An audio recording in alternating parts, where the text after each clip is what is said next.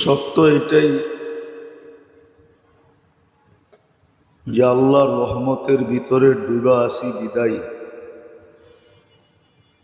মাছ যেরকম পানির ভিতরে থাকাকালীন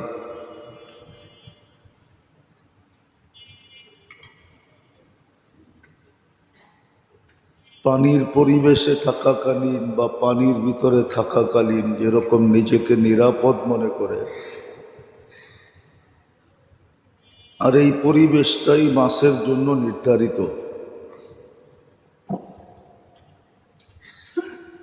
এরকম আরো পাখি খোলা আকাশের পরিবেশে, বন্য প্রাণী খোলা জঙ্গলের পরিবেশে আমরাও কিন্তু বেঁচে আছি আল্লাহর রহমতের কারণে।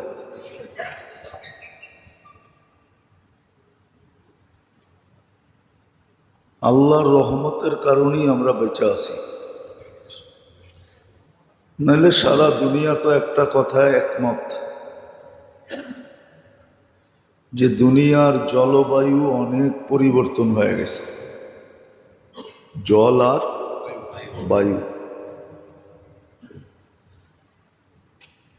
দুটোটাই মানুষের বাঁচার সবচেয়ে বড় উপকরণ। পানির নাম জীবন, আর বায়ু তো বায়ুই। এটা না হলে মানুষের জীবন চলে না। এটার নামও জীবনী, কিন্তু দুটোটাই দূষণীয়। দুটোটা নিয়েই দুনিয়া চিৎকার দিতেছে জলবায়ুর পরিবর্তনের কারণে, বিনষ্ট হওয়ার কারণে। আপনারা পাংখা চালাইতেছেন ঠিক না, অথচ এটা মাঘ মাস, আজকে 16 তারিখ, ঠিক না? ছোটবেলা শুনছিলাম মাঘের শীত নাকি বাঘের গায়ে, বাঘ পর্যন্ত কাবু হয়ে যায়, ঠিক না? অথচ আমরা পাংখা চালায় কাবু, ঠিক না? অনেকে দেখা যায় এসিও চালায়। আল্লাহর রহমতের ভিতরেই আমরা বেঁচে আছি। রহমত না হলে বাঁচার কোনো সুযোগ ছিল না। কত যুগ থেকে শুনে আসতেছি ঢাকা শহর বসবাসের যোগ্য না, কিন্তু ঢাকার মানুষ কমবে তো দূরের কথা, প্রতিদিন বাড়তেছে, ঠিক না? কি বলেন? দুনিয়ায় এত দেশ আছে ছোটখাটো, এরকম দেশ আছে পরিধির দিক দিয়ে ছোটখাটো না, জনসংখ্যার দিক দিয়ে ছোট।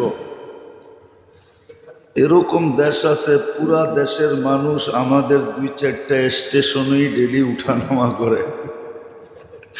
হ্যাঁ, সদরঘাট, গুলিস্তান, মহাখালী, সাইদাবাদ, গাবতলী, কমলাপুর, এই 6টা মিলাইলেই তো দেখা যাবে এক দেশের চেয়ে বেশি মানুষ ডেলি উঠানামা করে। কিন্তু যুগ ধরে শুনতেছি ঢাকা শহর বসবাসের যোগ্য না, ঠিক না? কিন্তু বসবাস করে যেতেছি কিভাবে? ওই আল্লাহর রহমতের কারণে। আল্লাহর রহমতের কারণে আমরা বেঁচে আছি। একটা তো আল্লাহর ব্যাপক রহমত সদা সর্বদা আমাদেরকে ঢেকে রাখছেন। বিজ্ঞানের যুক্তি দিয়ে বুঝাইলেও বোঝানো যায়, বিজ্ঞানের যুক্তি দিয়ে যদি বোঝানো হয় তাহলেও বোঝানো যায়।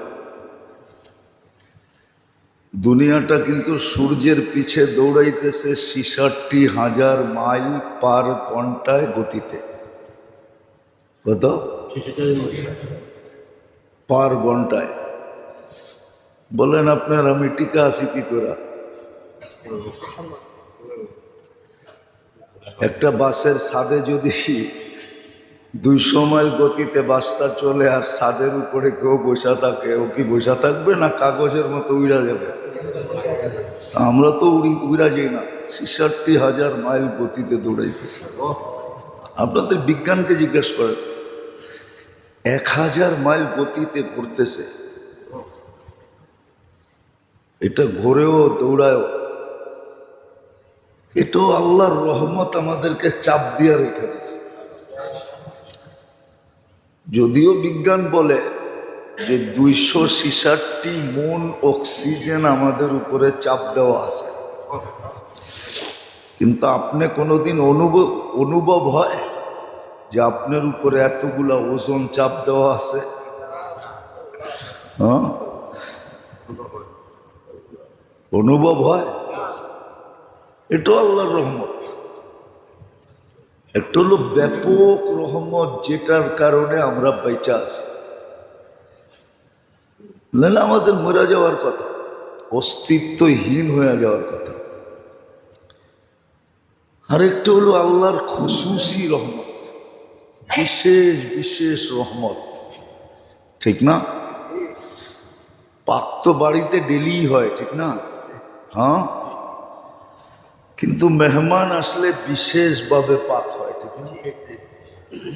আর জামাই আসলে তো, নতুন জামাই আসলে তো কোনো কথাই নেই, ঠিক না? হ্যাঁ, এই জন্য একটা প্রবাদ বাক্য আছে, জামাই বলে শ্বশুর বাড়িতে পুরাণ হয় না। এখন হয়, আগে হতো না। এখন এখন হয়, কিন্তু ডাকার একটা নিয়ম আছে, যতদিন বাজার না করবেন ততদিন আপনি পুরাণ হবেন না। যেদিন শ্বশুর বাড়ি বাজার করবেন ওই দিনই পুরাণ হয়ে যাবে। ওটা আবার ডাকার নিয়ম, আবার ডাকায়ারা চেতা না যায়। তা আল্লাহর কিছু বিশেষ রহমত আছে, বিশেষ বিশেষ মুহূর্তে আল্লাহ ওই রহমতগুলা নাজেল করেন। বুদ্ধিমান ওই সমস্ত লোক যারা এই বিশেষ মুহূর্তগুলাকে কাজে লাগায় বা তালাশ করে, এরাই হলো বুদ্ধিমান, যারা বিশেষ মুহূর্তগুলাকে তালাশ করে। আর যখনই বিশেষ মুহূর্তগুলা আসে সেটাকে খুব কাজে লাগায়, মনোযোগ সহকারে, একাগ্র চিত্তে, নিবিড়ভাবে, ইখলাসের সাথে এই মুহূর্তগুলাকে কাজে লাগায়। আবারও বলতেছি, এমনি তো রহমত 24 ঘন্টাই আমাদের উপরে। এই জন্য কোরআনে একটা শব্দ আছে, রহমতুল্লাহি ওয়াসিআ। আল্লাহর রহমত অনেক প্রসারিত, শুধু মুসলমানের উপরে না, বেদিনের উপরও, খোদাদ্রোহীর উপরও। এই জন্য তো টিকা থাকে, নইলে যে আল্লাহর বিরুদ্ধে বলে সে 1 সেকেন্ড টিকা থাকার কথা না। দুনিয়াতেই তো কারো বিরুদ্ধে বলে স্টেজ থেকে নামা যায় না। হ্যাঁ, কি কন? কারো বিরুদ্ধে বলে রাস্তাঘাটে চলা যায় না, যায়? দেখা তো যায়, এখন দেখা যায় না? যায় না। কোনো দলের বিরুদ্ধে বলা যায় না, কোনো ব্যক্তির বিরুদ্ধে বলা যায় না, কিন্তু আল্লাহর বিরুদ্ধে বলে বেঁচে থাকে কি করে? আল্লাহর রহমত যদি না হইতো, আল্লাহর বিরোধিতা করে বেঁচে থাকে কি করে? অথচ যেই মুহূর্তে বিরোধিতা করতেছে ওই মুহূর্ত কিন্তু আল্লাহর অক্সিজেন নিতেছে। না নিতেছে না? পার ন্যানো সেকেন্ডে একবার নেয়, একবার ছাড়ে। ওই সময়ও দেখা যাইতেছে আল্লাহ ওর ভিতর থেকে কার্বন ডাই অক্সাইডকে আউট করতেছে। কার্বন ডাই অক্সাইড যদি আমাদের ভিতর থেকে আউট না হয় তো 24 ঘন্টার ভিতরে আউট না হলে আপনি মারা যাবেন। দুনিয়ার কোনো ভেন্টিলেটর বাঁচাইতে পারবে না, কেননা দুনিয়ায় কোনো মেশিন আসে না এখনো যে আপনার ভিতরে জমাকৃত কার্বন ডাই অক্সাইডকে বাহির করবে। বিশ্বাস না হইলে লেখা নিয়া গুগলে সার্চ দেন। আমরা তো গুগল নির্ভরশীল, বিজ্ঞান নির্ভরশীল আমরা। বিজ্ঞানটা জিজ্ঞেস করেন না, কোনো মেশিন আসে নাই। তো রহমত না হইলে ও টকশোতে বসে আল্লাহর বিরুদ্ধে বলতে পারতো না। সারাদিন আল্লাহটা বক্ষণ করবে, আল্লাহর সেবা নিবে আর আল্লাহর বিরোধিতা করবে, এটা কোনোদিন পসিবল ছিল না।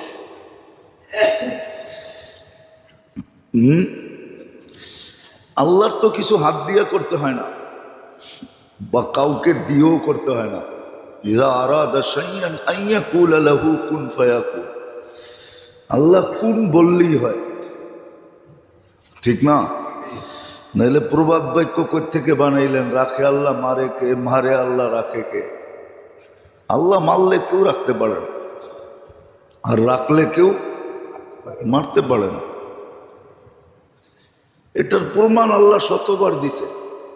কি শতবার এই জমিনে প্রমাণ দিছে না? দেয় নাই? দিছে, আল্লাহ প্রমাণ দিছে।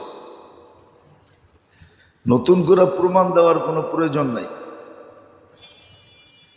তো এমনি তো আমরা 24 ঘন্টা আল্লাহর রহমতের ভিতরে ডুবা আছি। খুব ভালো করে বুঝতে হবে, নাহলে কাজে দিবে না। কিন্তু কিছু কিছু মুহূর্ত আছে আল্লাহ এটা রহমতে খাস বলে, বিশেষ রহমত,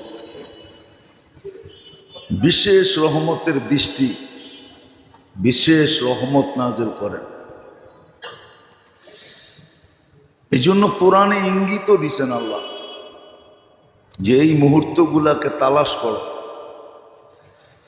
যখনই মিলে খুব এটাকে কাজে লাগাও। আল্লাহর কোনো লাভ হবে না, এটা সত্য।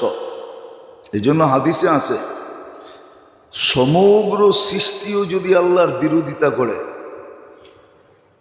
আন্দোলন করে, কি গণ অভ্যুত্থান করে, আল্লাহ বলে লা ইয়ানকুস মিন ফি মুলকি শাই, আমার রাজত্বে বিন্দু পরিমাণ কমবে না। বরং এইটাও বইলা দিছে, একজন বানায় রেখা দিছি, লাউ আমারতুহু আন ইয়াকুলাস সামাওয়াতি ওয়া মা ফিল আরদ, লাউ আমারতুহু আন ইয়াকুলাস সামাওয়াতি, লাউ আমারতু আন ইয়াকুলা মা ফিস সামাওয়াতি ওয়াল আরদ, আকাশ জমিনের ভিতরে যত সৃষ্টি আছে সমগ্র সৃষ্টি যদি খাইতে বলি, লাকালা বি লুকমা, এক লোকমা বানায় খায়া ফেলবে। আল্লাহর রাজত্বে কমবে না। আর সমগ্র সৃষ্টি যদি 24 ঘন্টা আল্লাহর গুণগানে পড়া থাকে, লা ইয়ালতাফিত ওয়ালা ইয়াগফাল, এদিক ওদিক যদি না তাকায়, কাফেল না হয়, তরফাতা আইন, চোখের পলক ঝোঁকতে যতটুক সময় লাগে এতটুক সময়, তা আল্লাহ বলে আমার রাজত্বে কিছু বাড়বে না। কিন্তু লাভ কার হবে? লাভ হবে ওই ব্যক্তির যেই রহমতের মুহূর্তগুলাকে খুঁজে বের করে আর কাজে লাগাইল। এই বিশেষ মুহূর্তগুলাকে, বিশেষ মুহূর্তগুলাকে কাজে লাগাইল।